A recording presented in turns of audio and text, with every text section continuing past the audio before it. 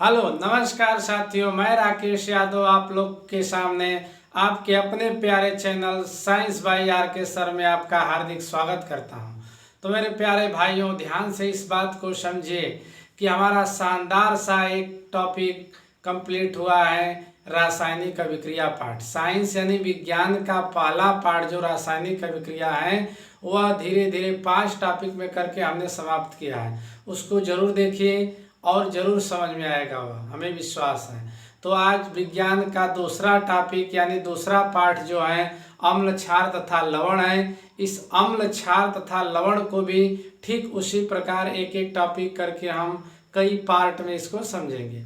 तो आज हम अम्ल और क्षार की एक बेसिक जानकारी आपको देंगे, उसको आप लोग ध्यान से समझिएगा कि अम्ल, पहले सर्वप्रथम अम्ल क्या है यानी एसिड, यानी अम्ल क्या है। अम्ल की अंग्रेजी जो होती है एसिड। एसिड क्या है, अम्ल क्या है, इसको ध्यान से पहले समझेंगे हम लोग कि अम्ल क्या है। तो सर्वप्रथम पहले के जो वैज्ञानिक थे यानी पुराने पद्धति में जिसको कहते हैं कि विज्ञान, रसायन विज्ञान के शुरू की बातें जब हो रही थी उस समय अम्ल की परिभाषा कैसे बताई जा रही थी। तो अम्ल की परिभाषा उस समय स्वाद के तौर पर बताई जा रही थी कि वे पदार्थ जिनका स्वाद खट्टा होता है उसे अम्ल कहते हैं। यानी वे पदार्थ जो स्वाद में खट्टे होते हैं उसे अम्ल कहते हैं। जैसे इमली, संतरा, आंवला, ये सब जितने खट्टे पदार्थ होते थे उसे क्या कहते थे, अम्ल कहते थे। परंतु कुछ समय के बाद चेंज हुआ तो इसको एक लिटमस पेपर के प्रति यह परिभाषा दिया गया जिसको कहते हैं कि वे पदार्थ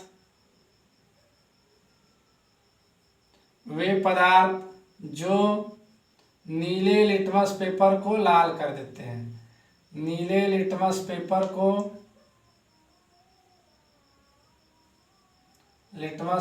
को लाल कर देते हैं। नीले लिटमस पेपर को लाल कर देते हैं।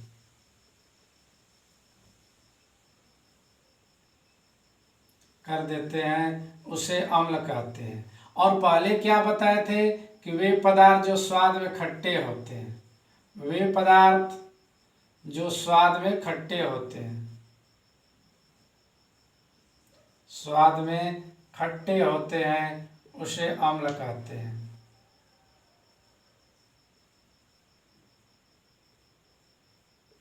वे पदार्थ जो स्वाद में खट्टे होते हैं उसे अम्ल कहते हैं। और दूसरी परिभाषा उसी में ठीक हम कहेंगे कैसे है भाई, कि वे पदार्थ जो नीले लिटमस पेपर को लाल कर देते हैं उसे अम्ल कहते हैं। इसे ट्रिक के माध्यम से अगर कहेंगे तो कैसे, अनीला, क्या कहेंगे भाई, अनीला। अ का मतलब अम्ल, नी का मतलब नीला और ला का मतलब लाल।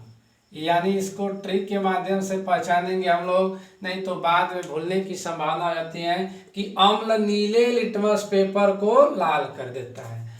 अम्ल नीले लिटमस पेपर को क्या कर देता है, लाल कर देता है। जैसे इसका उदाहरण हम लोग पढ़ेंगे, जैसे इमली। इमली क्या है, खट्टा है। ठीक उसी प्रकार संतरा क्या है, खट्टा है। ठीक इसी प्रकार हम कह दें आंवला क्या है, खट्टा है। या आम कह सकते हैं, आम क्या है, खट्टा है, इत्यादि। यानी आदि, ये सब जो पदार्थ होते हैं खट्टे होते हैं उसे ही क्या कहते हैं, अम्ल कहते हैं। यानी वे पदार्थ जो स्वाद में क्या होते हैं, खट्टे होते हैं उसे अम्ल कहते हैं। या इसको लिटमस के प्रति कैसे परिभाषा देंगे कि वे पदार्थ जो नीले लिटमस पेपर को लाल कर देते हैं। अनीला यानी नीले लिटमस पेपर को लाल कर देते हैं उसे ही अम्ल कहते हैं। परंतु आप लोग इसका स्क्रीनशॉट ले लीजिए, तब आगे बताते हैं। ठीक, ले लिए होंगे। परंतु कुछ समय के बाद आधुनिक परिभाषा में जब अम्ल की परिभाषा दी गई, यानी जब लेवासिए यानी आर्हेनियस के सिद्धांत के अनुसार जब अम्ल की परिभाषा बनी, आधुनिक परिभाषा, तब यह अम्ल की परिभाषा कैसे दी गई, ध्यान से समझेंगे कि वे पदार्थ जो जल में वियोजित होकर, जो जल में वियोजित होकर, जल में वियोजित होने का मतलब टूट कर, जल में वियोजित होकर H+ आयन देते हैं, यानी हाइड्रोजन आयन देते हैं। क्या देते हैं भाई? हाइड्रोजन आयन देते हैं। इसको पढ़ते हैं हाइड्रोजन आयन। हाइड्रोजन आयन देते हैं, उसे अम्ल कहते हैं। हमने क्या कहा कि वे पदार्थ जो जल में वियोजित होकर, जल में वियोजित होकर, जल में वियोजित होकर H+ आयन यानी हाइड्रोजन आयन देते हैं, उसे अम्ल कहते हैं। वे पदार्थ जो जल में वियोजित होकर H+ आयन देते हैं, उसे अम्ल कहते हैं। जैसे इसका उदाहरण देखेंगे, जैसे HCl हाइड्रोक्लोरिक अम्ल, ठीक उसी प्रकार H2SO4 सल्फ्यूरिक अम्ल, ठीक उसी प्रकार HNO3 नाइट्रिक अम्ल। कौन सा अम्ल है? नाइट्रिक अम्ल आदि। ये सब क्या है भाई? अम्ल है। क्यों?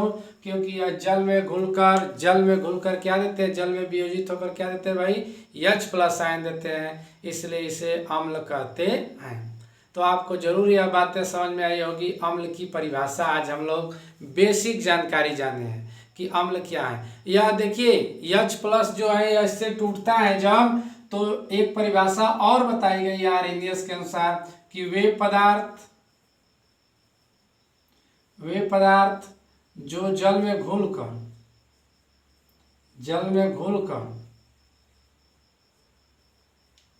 घुलकर हाइड्रोनियम आयन देते हैं। क्या देते हैं भाई? Hydronium ion. इसको क्या पढ़ते हैं? Hydronium ion. हाइड्रोनियम आयन देते हैं, हाइड्रोनियम आयन देते हैं, उसे अम्ल कहते हैं, उसे अम्ल कहते हैं। यानी यह भी आर्हेनियस के अनुसार परिभाषा बनी है कि जब H+ जो होता है वह जल में घुलकर हाइड्रोनियम आयन प्रदान करता है, उसे अम्ल कहते हैं। तो अम्ल की परिभाषा आप लोग को जरूर समझ में आई होगी। हम अम्ल के विषय में एक एक करके टॉपिक समझेंगे। कल भी भौतिक गुण इसका जानेंगे, रासायनिक गुण जानेंगे और इसका उपयोग जानेंगे। ठीक उसी प्रकार क्षार को भी पढ़ेंगे। क्षार की परिभाषा, जो स्वाद में तीखे या कड़वे होते हैं उसे क्षार कहते हैं। ये सब जानते हुए क्षार का भी भौतिक गुण पढ़ेंगे, रासायनिक गुण पढ़ेंगे, उपयोग पढ़ेंगे। फिर उसके बाद हम लवण को जानेंगे, तब जाकर हमारा टॉपिक समाप्त होगा यह पाठ। लेकिन आज जो है अम्ल के विषय में जाने, हम एक बार और रिवीजन कर दे रहे हैं। एसिड यानी अम्ल जो होता है, यह लैटिन भाषा के एसिड शब्द से इसकी उत्पत्ति हुई है। एसिड का अर्थ होता है खट्टा। एसिड शब्द का अर्थ ही होता है क्या? खट्टा। यानी वे पदार्थ जो स्वाद में खट्टे होते हैं उसे अम्ल कहते हैं। वे पदार्थ जो स्वाद में क्या होते हैं? खट्टे होते हैं, उसे अम्ल कहते हैं। या लिटमस के प्रति कि वे पदार्थ जो नीले लिटमस पेपर को क्या कर देते हैं? लाल कर देते हैं, उसे अम्ल कहते हैं। अनीला करके याद कराएं।